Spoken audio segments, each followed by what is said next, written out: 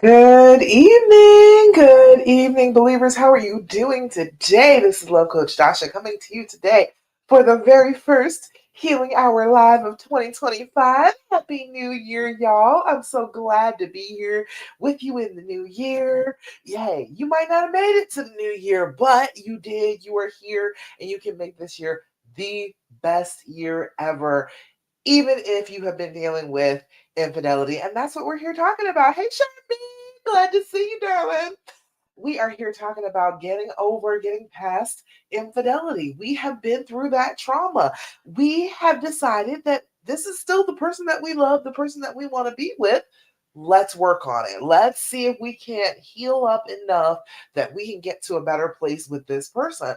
And I am all the way for that because I did that myself. I am 17 years past the last of the D days. Okay. This is not the first. Okay. 17 years past the last of them. And I know for certain that you can still be in love, still be happy, feeling trusting, feeling like, the hurt will actually go away. I know how to make that happen for you. So I want you to come on in here and talk to me about healing and reconciling after infidelity, even that if that seems like a crazy idea. All right. Hey, Sharmi. All right, y'all, come on in here. Glad to have you for the first one of the year. Oh, let me make sure I can see everything. There's me. There's questions. Fabulous. We got it all together. All right.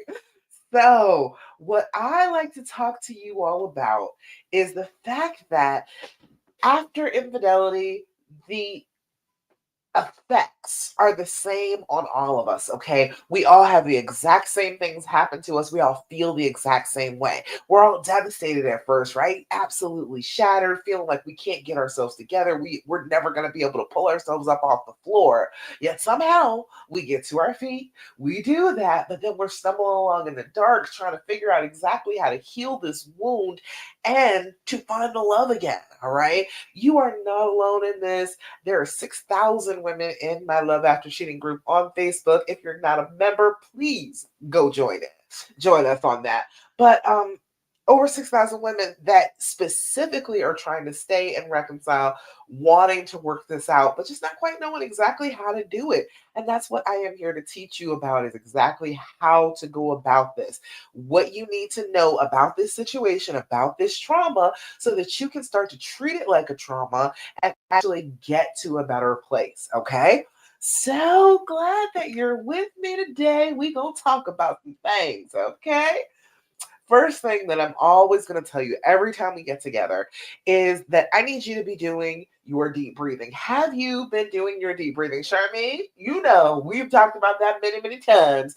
Do your deep breathing. If you have not been doing that, you are doing yourself a disservice. You have been through a trauma. So this is not just, oh, it's all in my head. It's just in my heart. It's an emotional thing. No, it's not. This is a physical thing that happened to you, okay? This trauma affected your body. It affected your brain. It is doing things to you internally that you need to know about and you need to be able to do something about in order to start healing from this, okay? So, the first thing that you need to do is do your deep breathing. If you are not doing your deep breathing, I'm telling you, it is going to make a tremendous difference when you start.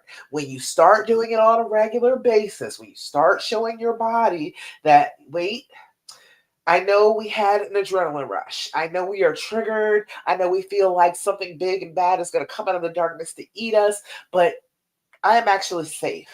That feeling came from when we were cave people. If you stepped outside the cave, you had to know that maybe saber-toothed tiger could get you, okay?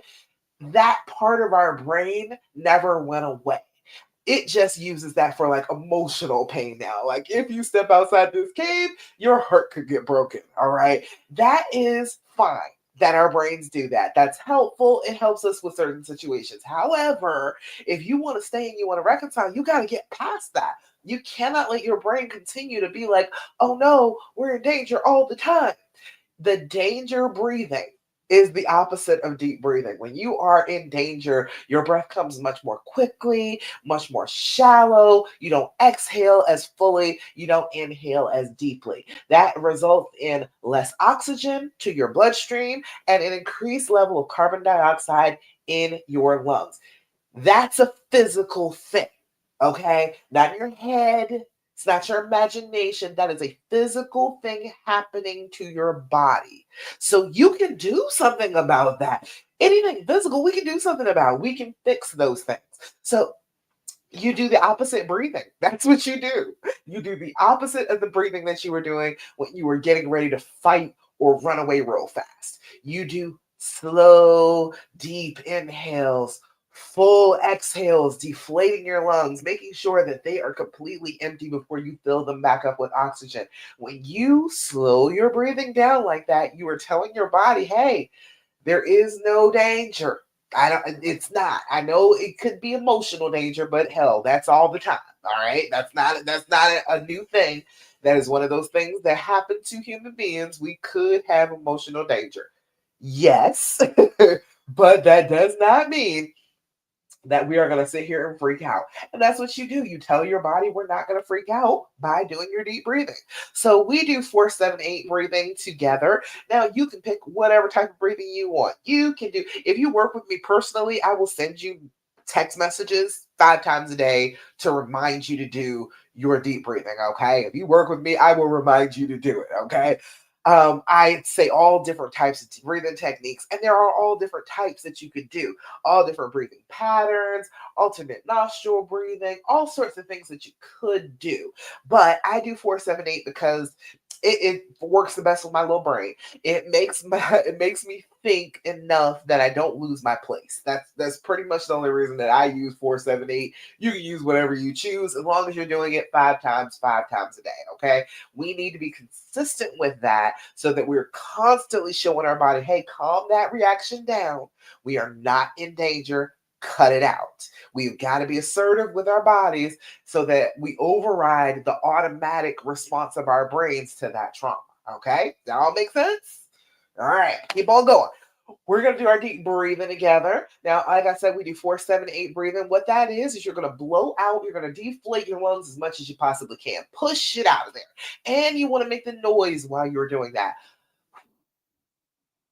Make that noise come out of your mouth when you're blowing out. That will be a trigger to your brain that, hey, she's doing that breathing again. We must be safe. Things must be all right. We must be all right right now. We're safe. We're calm. Everything is good.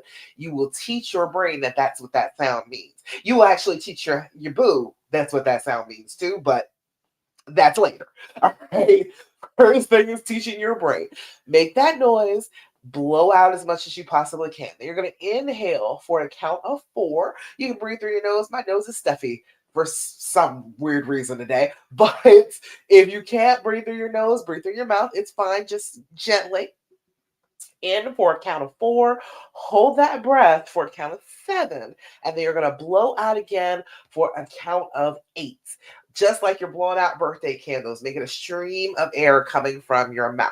If you do this about 5 times in a row, honey, let me tell you, you'll feel some effects. Now, we're going to do it 3 times just for the sake of time, but you all let me know. Charmaine, tell them, please, when you're doing your deep breathing, it starts to affect you physically, and that's what we're going for. We are trying to affect our body physically so that it stops doing the reaction to the trauma. Okay, so we're going to do our deep breathing together 3 times in a row. Join me. Why don't you? All right, first things first, we're going to blow out. Inhale through your nose. 2, 3, 4. Hold it. 2, 3, 4, 5, 6, 7. Blow out. 2, 3, 4, 5, 6, 7, 8. Again, inhale. 2, 3, 4. Hold it. 2, 3, 4, 5, 6, 7. Blow out.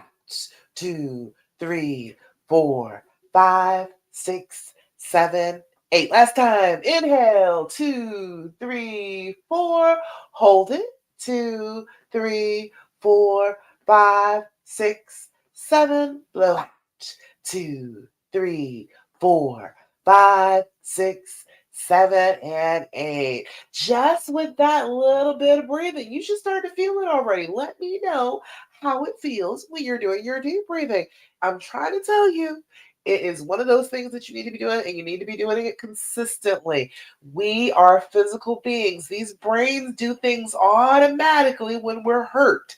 And one of the things that it does more than anything else is change your breathing. It gets you ready for a fight by shifting your blood around in your body. And to do that, you have to take much more shallow breaths to be able to push that blood where it belongs.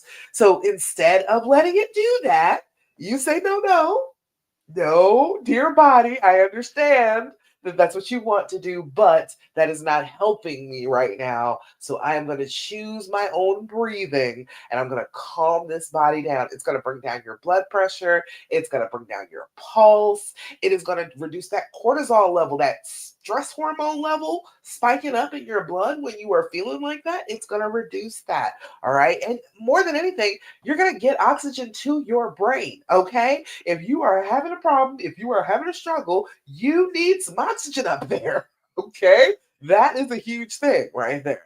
Julie, glad you made it. All right. Oh, you just liked it so far. Julie, come on in here. I know you're here. I know you're coming on in.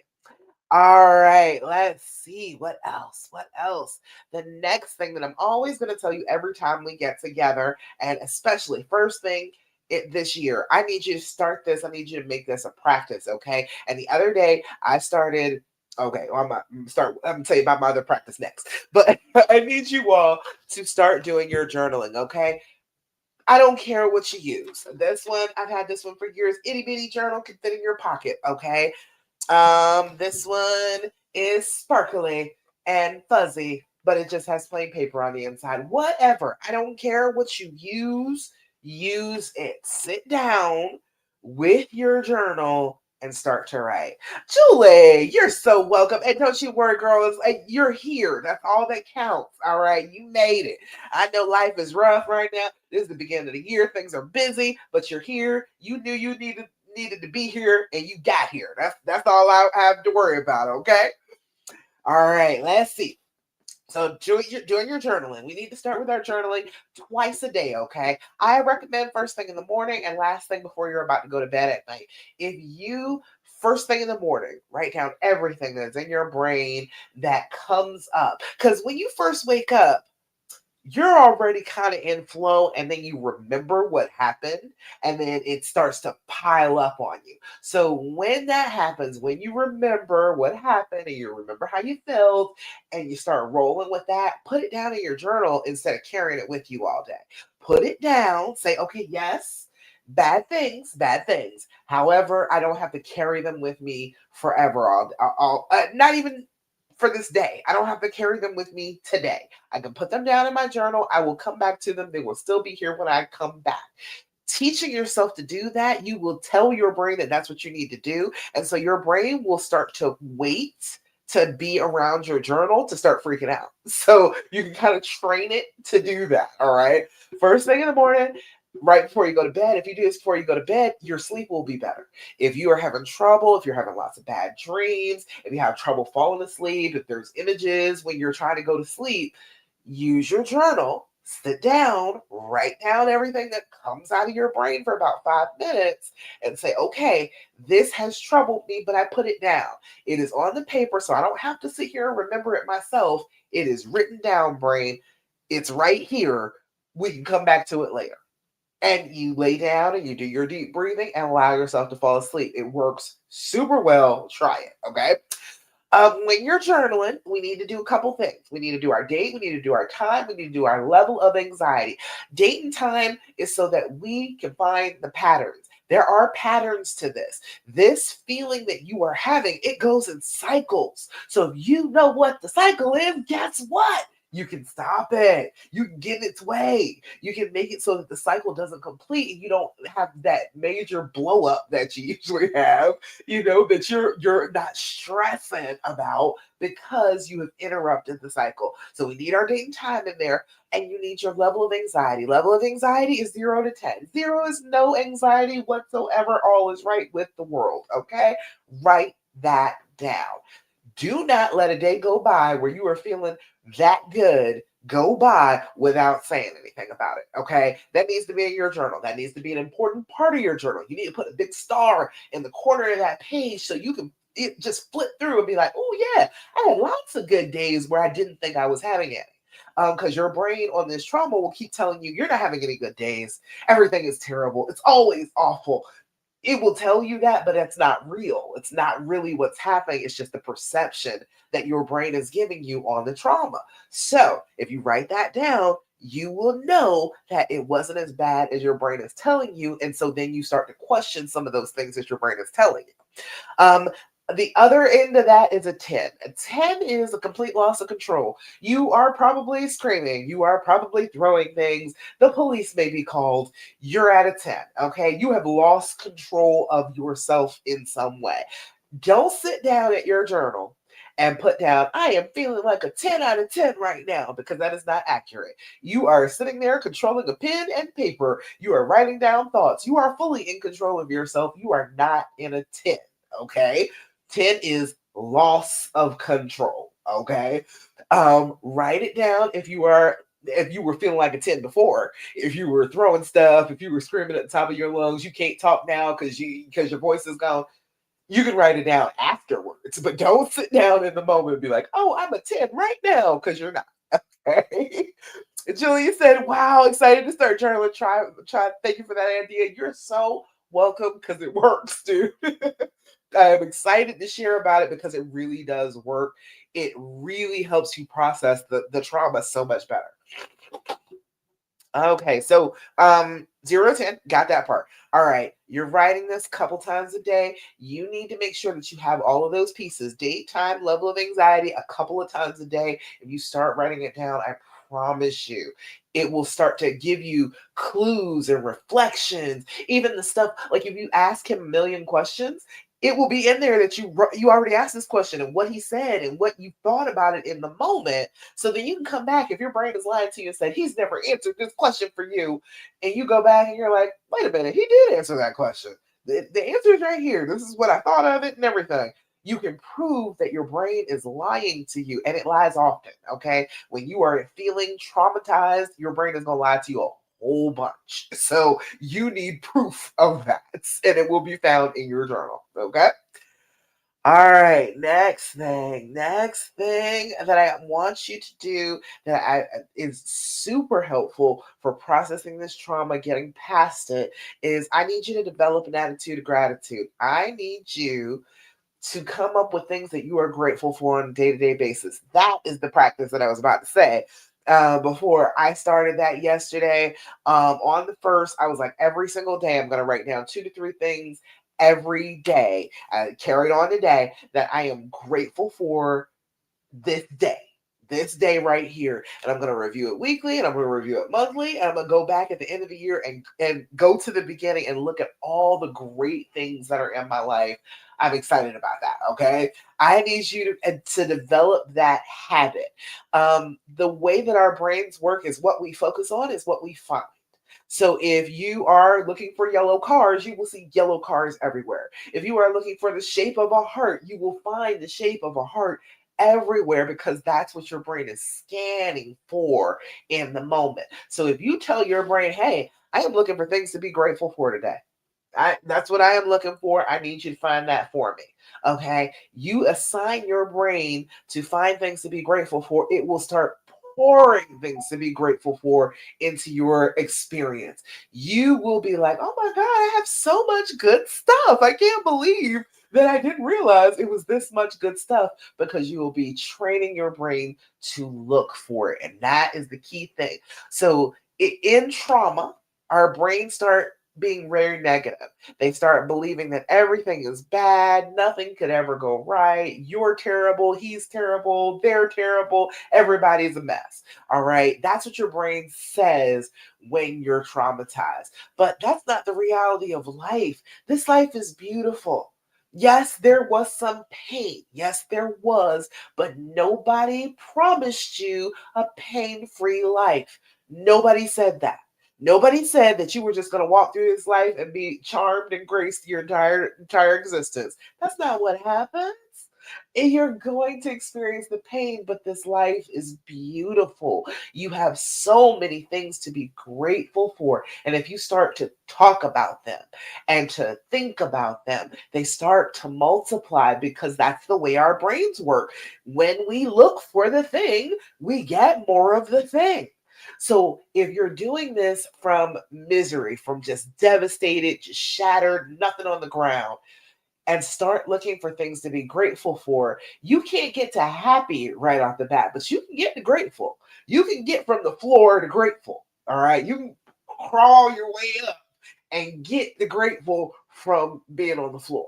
All right. So we need to go ahead and start training our brains to do that. And I want you to do that by sharing it with me right now. All right. Whatever you have going on that is wonderful and beautiful in your life, put it out there. Tell me in the comments. Let me know. And I'm going to share it because good news should be shared. Anything that you have gratitude for right this minute, I need you to work on that. All right. Go ahead and put that in the comments for me. I am grateful today. I'm grateful for crystals. I love crystals. I'm a kind of woo woo type of chick, and I love a crystal, and I'm grateful for crystals today. And I am grateful that I am allergic to a whole bunch of things, but I'm not allergic to gold. I wear these gold earrings like all the time. They're the only earrings that don't bother me because they're gold posts. I am happy that gold is a thing and I can wear that jewelry because if I am wearing some surgical steel posts, my ears will swell up. It's the weirdest thing. That's supposed to be something that's totally hypoallergenic, but it's not. It's not for me. But I am very grateful that gold still exists and I can wear that. So anything that you want to say that is wonderful, go ahead and go for it. Tell me in the comments. All right. Hey Karen, glad you're here, darling. I'm definitely gonna answer your question. You asked a good question last night, for real. We because I got a few things to say about that. Okay, but one more thing. Let me do one more thing before that. The last thing that I'm always going to tell you every single time we get together is I need you to stop asking all those questions. Karen, that's kind of what we were talking about, right? I need you to stop asking them. I know, it's rough. I know, but I need you to start doing it. Julie said, me too, I can only wear gold or white gold also. I know, right? It's the weirdest thing. My ring is white gold, yeah. But it is the weirdest thing. Can't wear any of that. I break out like crazy. It's a strange thing. And I wasn't allergic to anything until I was a teenager, and then all of a sudden I was allergic to everything. Anyway, right? Yeah, last thing, stop asking all those questions. I know you don't want to. I know everything in you is saying that you need all the answers to be able to heal. And that's what you were talking about too, Karen. You feel like you got to have all the truth. And matter of fact, we'll go ahead and talk about it right now. It is, you said, I understand that it's extremely helpful to let go of the past, but what about trickle truths you find out months later? Do you confirm them or lump them in with your forgiveness? I'm a firm believer in lumping. Okay. Let me tell you why. This is a state where he is not fully in his right mind because he thinks this is a good idea at the moment. He is doing something that he knows to be wrong. Every one of us, when we're doing something we know isn't the right thing to do, we're not totally in our right minds. We're making excuses. We're living in a fantasy. We're not completely present in this reality. Okay. And it doesn't matter, even if it's like not a mental health thing for them, it is still a decision to be a little separated from reality, because the reality is, don't do this. This is the bad thing to do. It's bad to cheat on people. Okay. They know that. They know that in their brains, but somehow there is a disconnect there. And so, if that is the case, he's not capable of telling you everything. That's not even a possibility. He is so far separated from reality, from this is really what's going on. I am doing this terrible thing, that he's going to forget some of this stuff. He is not as invested either as you are in all the details. You're invested in the details because that's what trauma wants. Trauma says, find out all the details and then we can stop this from happening again. That's a trauma response. All right. But he is not as invested in those details. He is emotionally into this because it feels good. There is some testosterone flowing and bathing his brain, and he is getting dumber by the second. Okay. He is not going to be able to tell you all the answers to the questions. So that in and of itself lets you know that you're not going to find out everything right at the beginning. It is not going to happen. I know everybody says that you have to have complete transparency right from the very beginning. He can give you as much as he can possibly give you, but I was looking at videos from a couple of years ago. It was like 2 years ago now. My husband told me out of the blue, he was like, "Hey, I figured something out about my cheating," and I was like, "Oh, really? Did you now? Okay, go for it. What'd you figure out? Please go off, King. What's happening?" And he says to me that he was a basketball player for forever, and he had rotator cuff surgery, and he tore it, and he couldn't play anymore. And that helped his bipolar disorder, because then that helped him not be so manic, because he was expending some of that energy. And so he had nothing to do with that energy, and he was getting more manic. And the fact that he didn't have that outlet added to the fact that he went off and cheated. Now, he didn't put that together back then. That was 50 years later that he figured that out, that he put those things together in his brain. So I'm here to tell you, you asking all those questions is pointless. It is pointless. Karen, to answer your question, lump that in. If you were already gonna forgive him anyway, you're forgiving him for the entire thing, for the things that he can remember, for the things that he can't remember. This was an entire event that happened. So if you were going to forgive him anyway, there's no need for you to go back and say, "Well, I didn't know this detail of it." You knew plenty of the details, right? You knew plenty of the details. You knew enough of the details to know that you should be mad. You knew enough of the details to know that you could have left, but you chose that you wanted to stay with the details that you knew. So, yes, there was always going to be more information. There is always going to be more information that comes to the surface. As you heal more, more is revealed. Your brain is healed a little bit better. And as you heal more, you can accept more of what actually happened. In the moment when you're in this pain and this excruciating feeling is going through your head, it's hard for you to even like absorb what he's saying and say, "Okay, there were factors going on. There were things that were happening with him. Let me dig down and find my compassion for a fellow human being going through a hard time." All right, because it had to be a hard time. You only think something this stupid is a good idea if you're having a bad time. Okay, there's no other reasons to do it. All right, you only think that it's a good idea if you're having a bad time. So as you both heal, as you get a little further out, both of you are going to be able to process that truth way more efficiently than you can when you're a year out, even 2 years out. It's still too raw. The wound has not healed enough for you to be able to find out deeper things about the wound that you had. All right. Does that make sense? You all let me know. If I sound crazy, I know, because Lord knows people whew, want to ask the questions. I know you want to ask the questions. Don't ask the questions. Okay. Don't do it to yourself. It is just a trauma response. There is no healing to be found there. I promise you. Your brain telling you over and over again, "Oh, you have to ask this question and you have to know these details about what happened, and that's the only way you can heal." No. Ask women who have the video. Ask women who have the text messages. They're not healing. They're going back and re-traumatizing themselves on a regular basis. So we got to stop that. All right. Now, that all being said, okay, I do understand that it is a trauma response and your brain will itch to ask the questions. It will literally be like you want to reach inside your brain and scratch around inside your skull because those questions just keep coming. Okay. So that feeling can be assuaged by this. TheAnd, try this. Okay. This is the healing edition. This is questions, but much more healing oriented questions. You think that you're asking healing oriented questions. You are not. You are asking questions to hurt more. You are asking questions to jab at him a little bit. Okay. You're not asking healing questions. These are more healing questions. Okay. So let me give you a couple of these. First one says, what surprises you most about our connection? Wouldn't that be a better question than the ones you want to ask, right?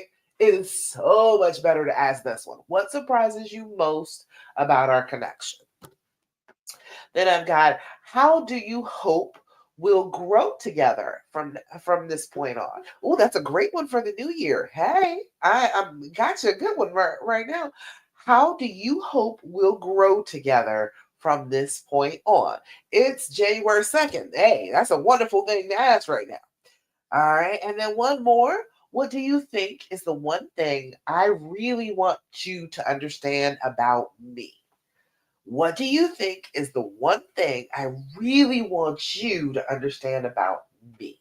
Is that a good question? That's a good question, right? What does he think that you want him to understand? That's an excellent question. That gives you a little bit more depth to the question. So, like I just did 3 of those, that's good.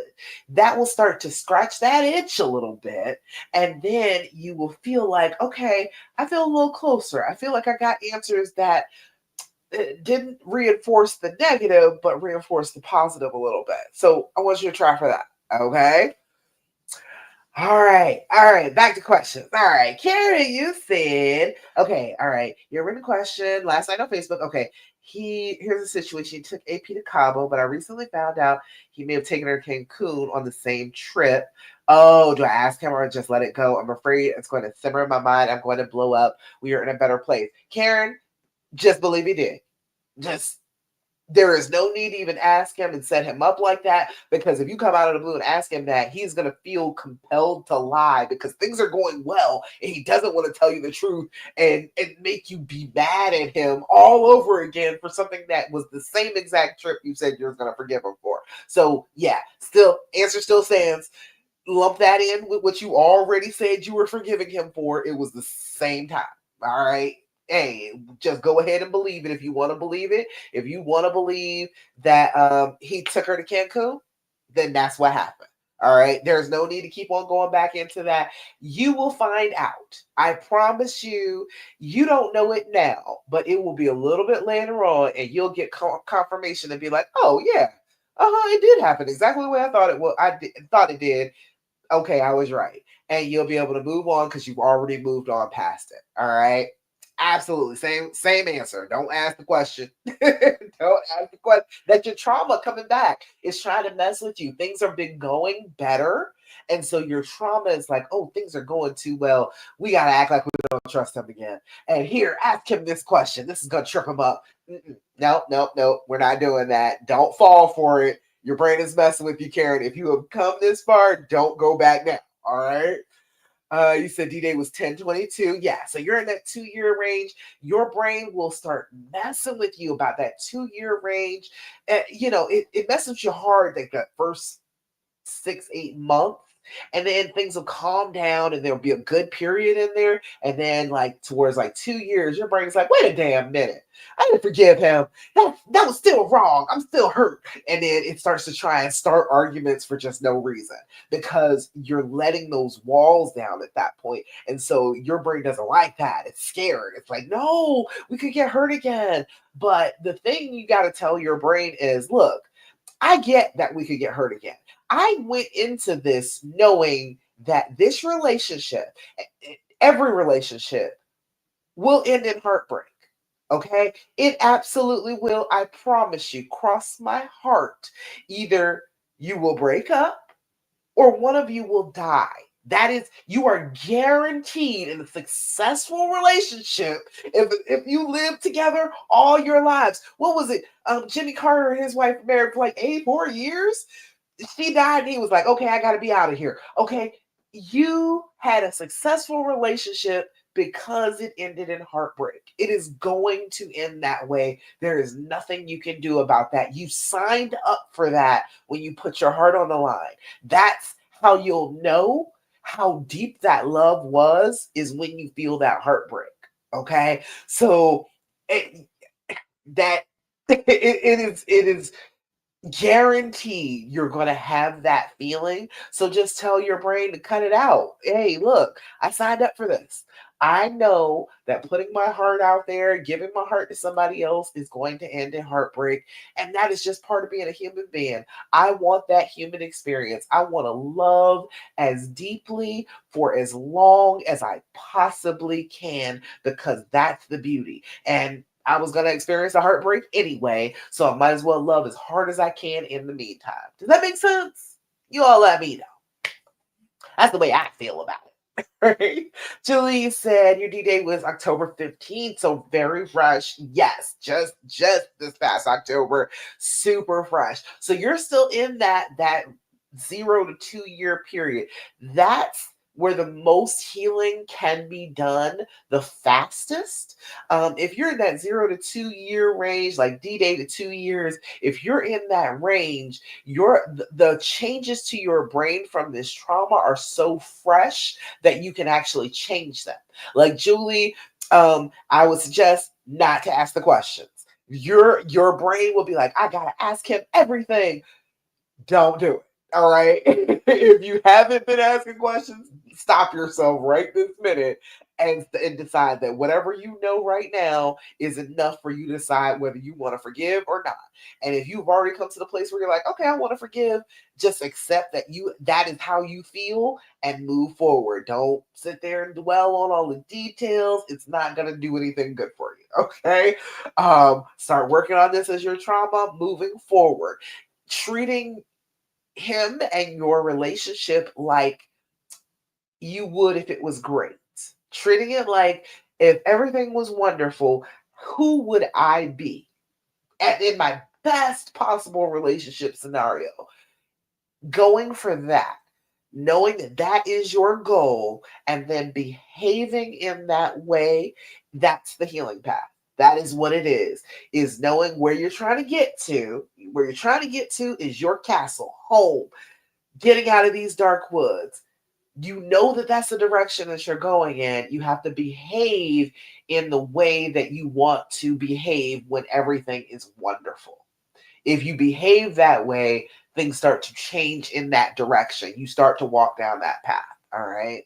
And that's why I do the Big D challenge. I know that not a lot of people signed up this year, but I want you all to sign up for the Big D challenge. Okay, if you have not signed up for it, get on that. I am here to help you with that D, that decision. That's part of my dreams formula. It's the very first step to healing this, to getting to a better place, is making that decision. And sometimes that doesn't feel very secure. You feel like, oh, my brain is telling me that no, this is a stupid decision to make. And other people are telling me that this is a stupid decision to make. And I don't know if this is the right decision for me, or if I'm living it, did I make the right decision? Should I go back and change it? Should I leave? If you are having all of those problems with the decision itself to make up your mind that this is what you want, come on, sign up for the Big D challenge. It is going to make you feel certain. It's going to make you feel confident in your decision. You will be making decisions through that week with me, and this next week starts on the 6th. Okay, I want you to get in on this because it's a good challenge. All right, you will be making those decisions day to day. You will be feeling secure in the things that you want, in the vision that you have for your future. Okay, that is what we are going to be working on. So sign up for the Big D challenge. Okay, it's good stuff. Julie, you said I quit asking questions. I found out all I need to know, so I won't do that anymore since after the first month of the pain and didn't want to add any more thoughts to any more details, even though at first I thought I wanted to know everything. Turns out right now I don't.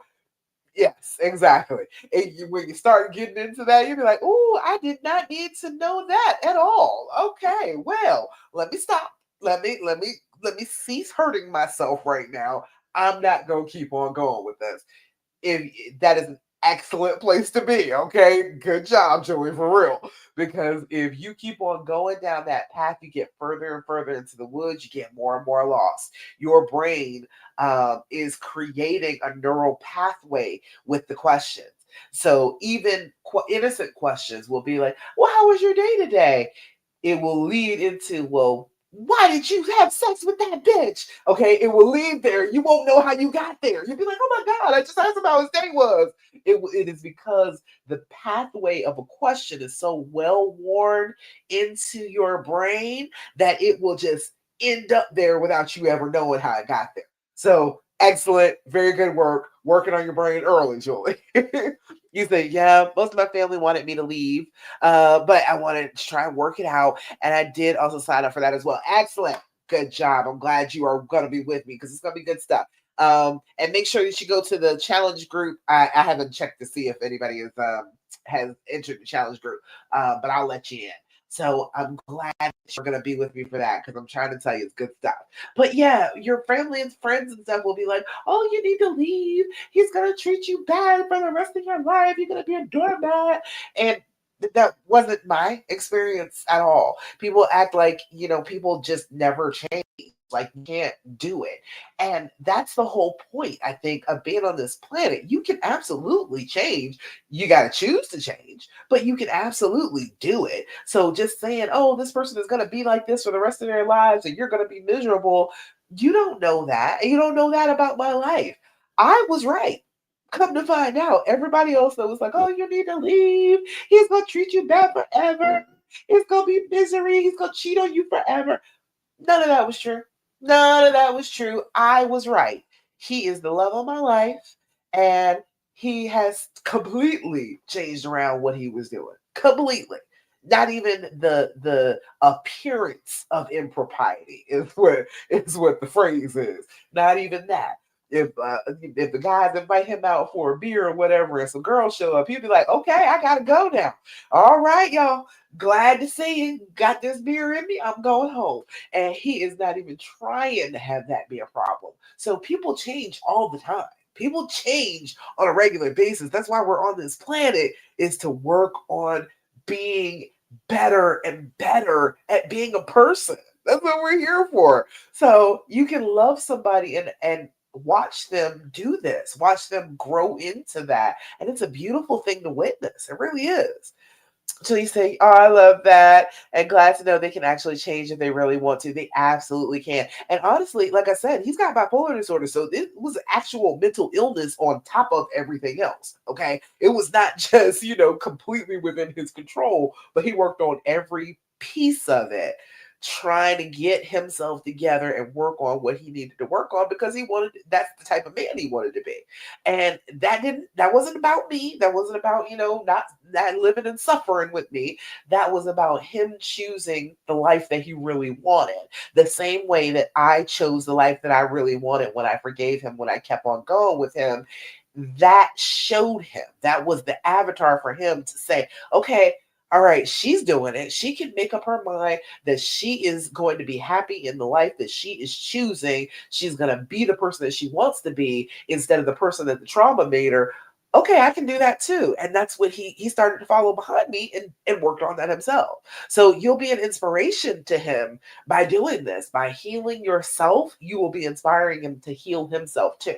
And that, again, that's isn't that what marriage should be? Isn't that what a whole long-term relationship should be? Is you helping each other get better, healing those traumas, figuring out how to move forward in life and be better and better people? Yeah. So even though it's a horrible thing to have happened, there are beautiful things that can come from it. So change is one of them. Change is just one little part that is a wonderful thing that can happen from this terrible thing happening to you. All right, let's see. What else we got? I got more questions, don't I? Yeah, you were talking. Karen was talking about the trickle truths. Okay, the trickle truth thing. I don't know if that.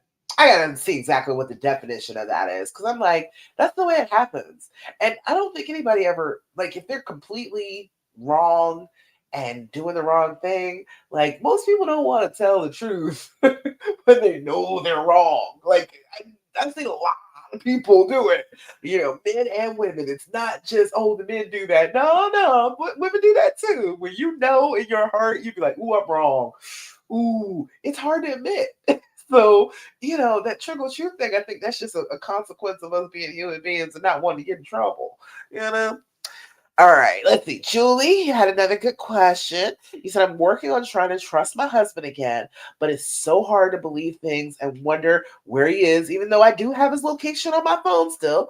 Still wonder if he could try and get on sites or want to text anyone.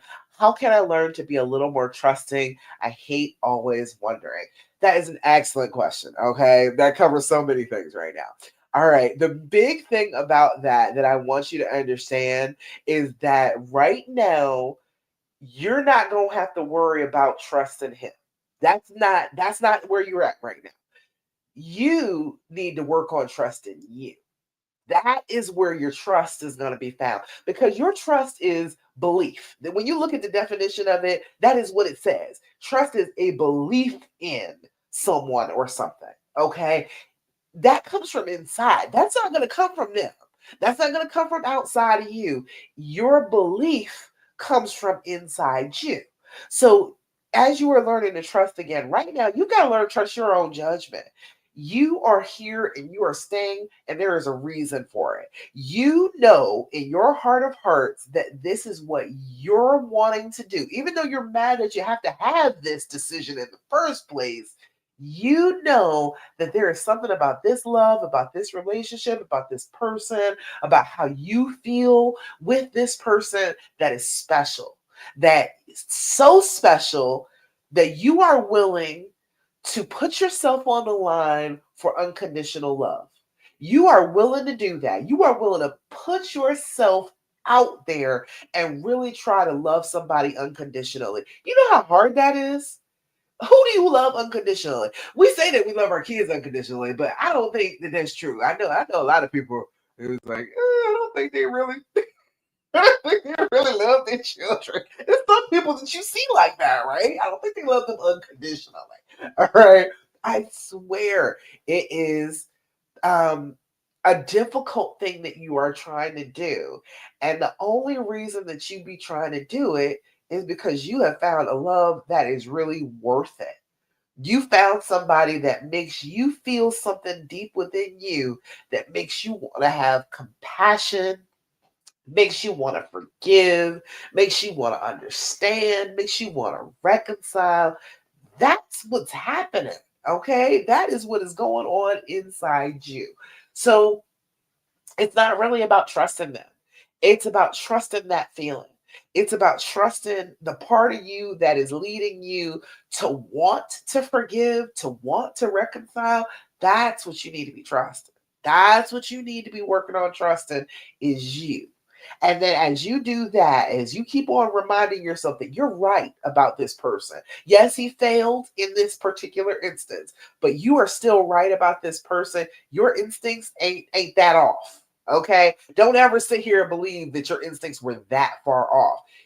If you believe that this person is worth it, I believe it. I believe that you are absolutely correct. So go forward trusting yourself. You have his location. You could check at any given moment. You could know exactly where he is, but that's not actually trusting. Okay. Looking, looking in the location app is checking. It is not trusting. Trusting is believing. Trusting is belief from within yourself, relying on your own knowledge that, yes, this person can be trusted. I am willing to give that trust based on my feelings, not on what the app says. Okay. So you could check at any given point. You have that ability. Maybe that will help you to trust a little bit, help you to be like, okay, I have it, but I will not do it. I believe that he is doing what he says he is going to do. And later on, if it comes out that he didn't, you can always go and check the records at that point. But in the moment, choose to trust. If there's ever a choice where you can be like, oh, I really do believe in him, or no, I'm not going to believe in him right now, choose, I really do believe in him. It's that simple. It is a choice every single time there is an opportunity for you to be like, I don't trust him, to say, nope, I do. That is not true. That is not how I'm going to live. That is not the way that I feel. And just make that decision. As part of making the decision of healing and reconciling is to just go ahead and go for it. Just admit to yourself that you want to believe in this person. When we first fall in love, the hormones help us trust. Okay. It wasn't him. It was never him. Okay. Let's just get that straight from the giddy up. Okay. You didn't trust him because he was trustworthy. All right. You trusted him because your hormones were in a cocktail that said, this one right here, I like him. Yeah, you should trust him. Go ahead. Have babies with this one. That is what was going on in your brain. Your brain was helping you to do that. It made you believe that things would be fine. Everything was going to be okay. You're going to believe in this person. So now you don't have all those hormones to help you. You got a little bit of stress hormones building up. It's a little different situation, but you can still make that choice. You can still say to yourself, hey, I didn't know anything about him then. I didn't know a thing. I had no reason to trust him at all. I've known him a lot longer now. I know that there are ways that I can trust him for sure that I didn't have any clue about back then. I'm gonna believe in him again. You know? Julie said, makes so much sense. Thank you so much for this. Learning a lot, and it does help a lot. I'm so glad. I'm glad. That's why I do this. That's why I want you to know. I want you to know the stuff because other people will tell you like horror stories, and it doesn't have to be that way.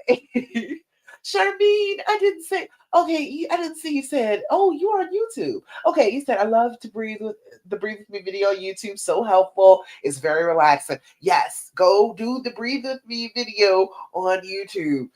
I'm trying to tell you, I walk you through it 5 times. Just put it on repeat. All right. All right, let's see. Let's see. Any other questions? Any other comments, thoughts, complaints? Anything that you want to ask me? Anything that's bothering you? If I could wave my magic wand right now and make some worry go away, what can I wave it over? What can I help you with?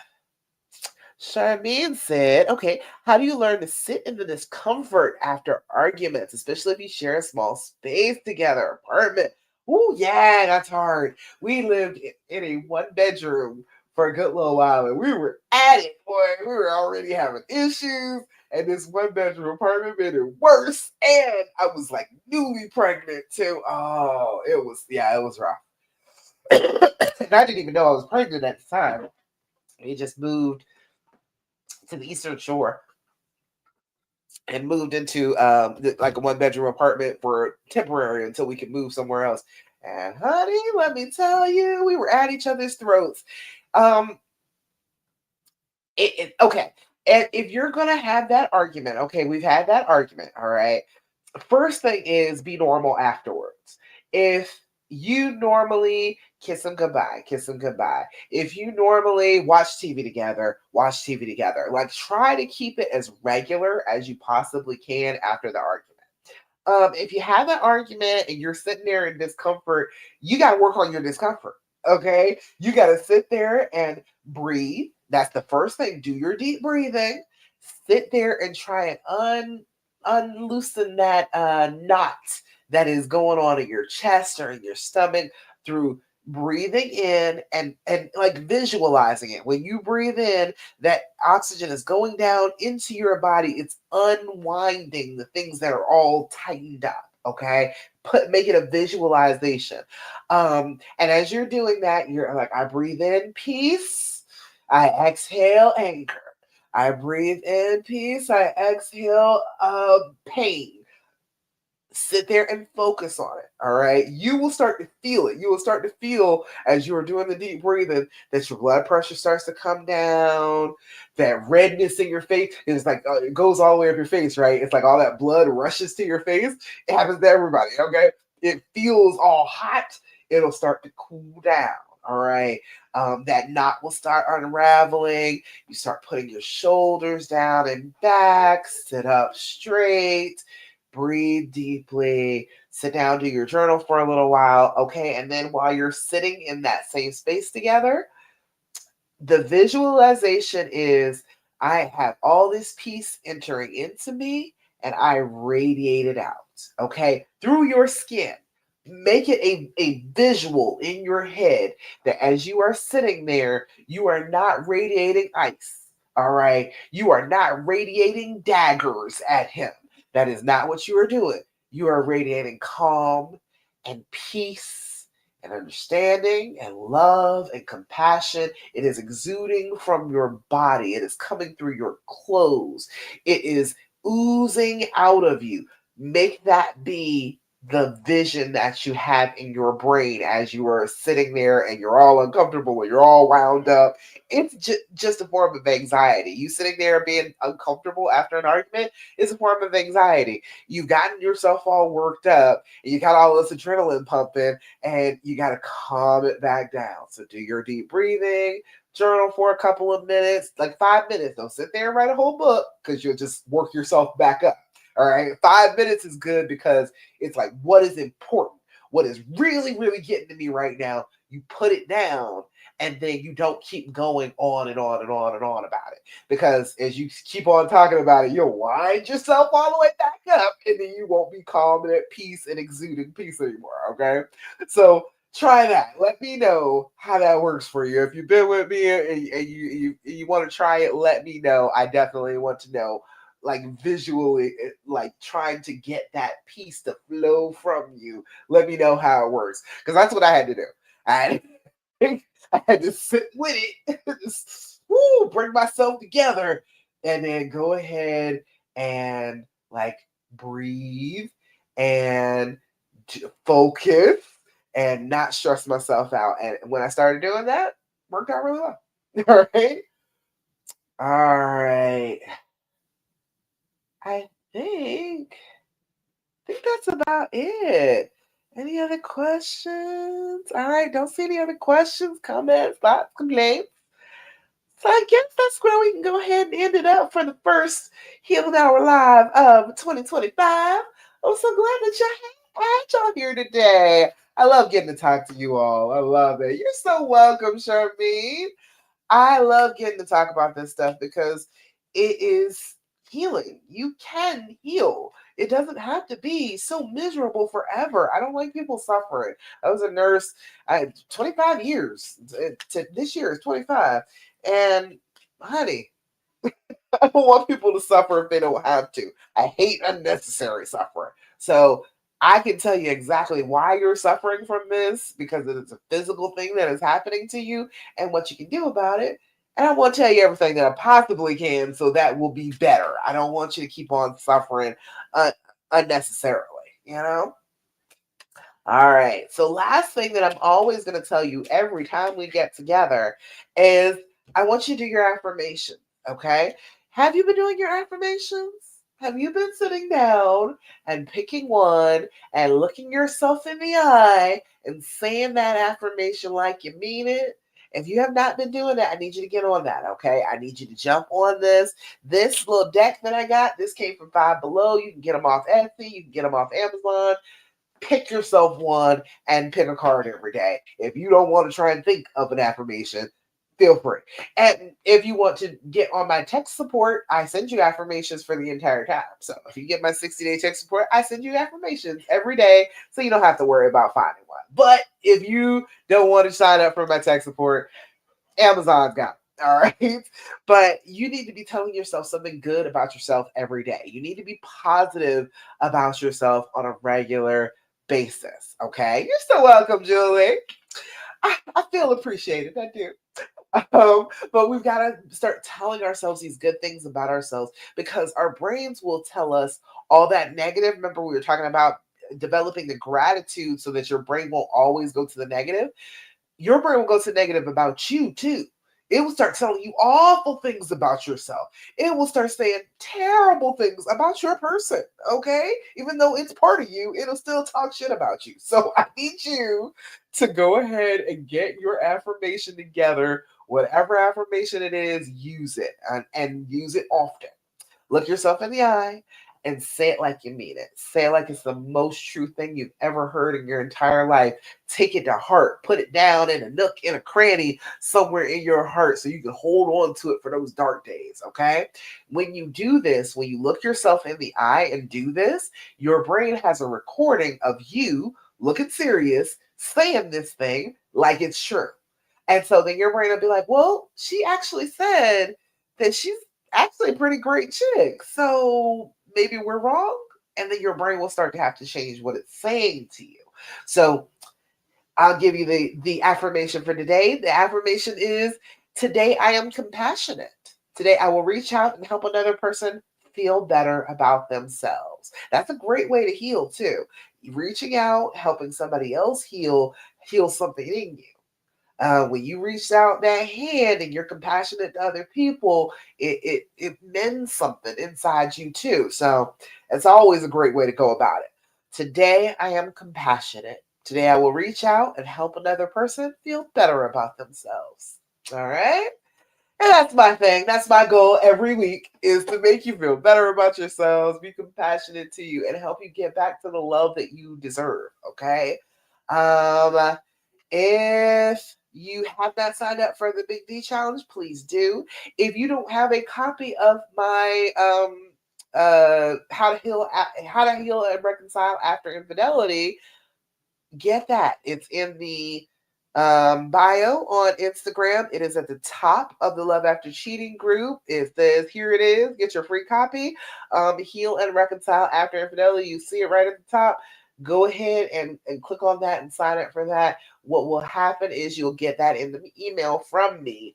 And there is a special offer after you get, like after you go through it and you put in your email, the next page, the thank you page, you can find your download, and there is another invitation to a little event that I'm having underneath that. So sign up for that too. Okay. Free stuff. I got free stuff to help you out. All January, we're gonna be doing things that will put you on the healing path because I know that path and I want to help you walk it. Okay. If I gotta be your fairy godmother and put the light on the path and just travel it with you, I am fine with doing that. I want you to find your way out of the woods. Okay. You deserve your happy ending.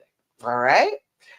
All right, y'all. I think that's about it.